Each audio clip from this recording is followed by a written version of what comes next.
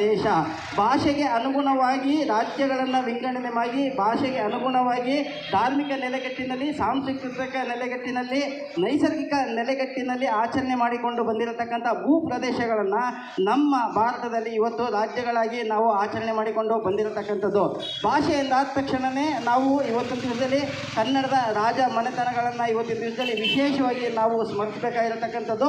ಯಾಕಂತಂದರೆ ಕನ್ನಡದ ಭಾಷೆಗೆ ಕೊಟ್ಟಿರತಕ್ಕಂಥ ಕೊಡುಗೆಗಳು ಇವತ್ತಿನ ದಿವಸದಲ್ಲಿ ರಾಜ ಮಹಾರಾಜರುಗಳನ್ನು ನಾವು ಇವತ್ತು ಸ್ಮರಿಸಬೇಕಾಗಿರ್ತಕ್ಕಂಥದ್ದು.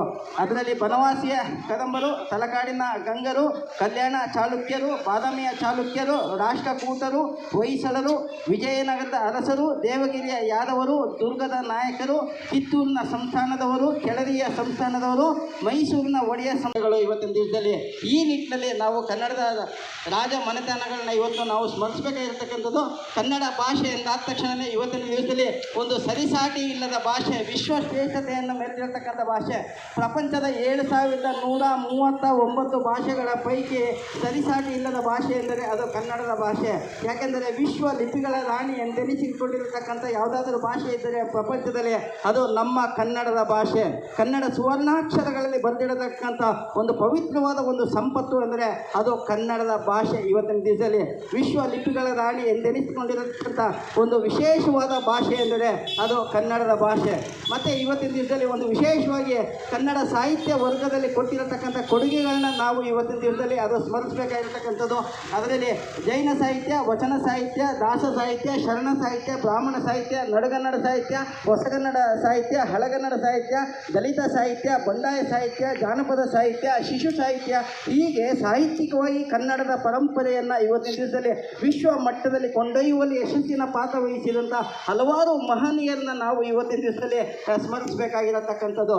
ಅದರಲ್ಲಿ ರನ್ನ, ಜನ್ನ, ಪೊನ್ನ, ಪಂಪ, ಹರಿಹರ, ರಾಘವಾಂಕ, ಕುಮಾರವ್ಯಾಸ, ಅಮೋಘವಶ, ನೃಪತುಂಗ, ಅಕ್ಕ ಮಹಾದೇವಿ, ಸರ್ವಜ್ಞ, ಬಸವಣ್ಣ, ಶಂಕರಾಚಾರ್ಯ, ರಾಮಾನುಜಾಚಾರ್ಯ, ಮಧ್ವಾಚಾರ್ಯ, ಕನಕದಾಸರು, ಪುರಂದರದಾಸರು, ಹರಿದಾಸರು, ಕುವೆಂಪು, ಹೀಗೆ 8 ಜ್ಞಾನಪೀಠ ಪ್ರಶಸ್ತಿಯನ್ನು ಮುಡಿಗೇರಿಸಿಕೊಂಡಿರತಕ್ಕಂಥ ಮಹನೀಯರು, 2 ಸರಸ್ವತಿ ಸನ್ಮಾನ ಪ್ರಶಸ್ತಿಯನ್ನು ಮುಡಿಗೇರಿಸಿಕೊಂಡಿರತಕ್ಕಂಥ ಮಹನೀಯರು, ಹಲವಾರು ಕೇಂದ್ರ ಸಾಹಿತ್ಯ ಪ್ರಶಸ್ತಿ, ಕೇಂದ್ರ ಸಾಹಿತ್ಯ ಅಕಾಡೆಮಿ ಪ್ರಶಸ್ತಿಯನ್ನು ಮುಡಿಗೇರಿಸಿಕೊಂಡಿರತಕ್ಕಂಥ ಮಹನೀಯರು, ಅಂತಾರಾಷ್ಟ್ರೀಯ ಮಟ್ಟದ ಪ್ರಶಸ್ತಿಗಳನ್ನು ಮುಡಿಗೇರಿಸಿಕೊಂಡಿರತಕ್ಕಂಥ ಮಹನೀಯರು, ಕನ್ನಡ ಕಲಾ ಸೇವೆಗೆ ಮುಡುಪಾಗಿಟ್ಟಿರತಕ್ಕಂಥ ಹಲವಾರು ಮಹನೀಯರ ಶ್ರೇಷ್ಠತೆಯನ್ನು ಇವತ್ತಿನ ದಿವಸದಲ್ಲಿ ನಾವು ಕೊಂಡಾಡುವ ಒಂದು ಸುಸಂದರ್ಭದ ದಿನಾಕ್ಷಣ ಇವತ್ತಿನ ದಿವಸದಲ್ಲಿ.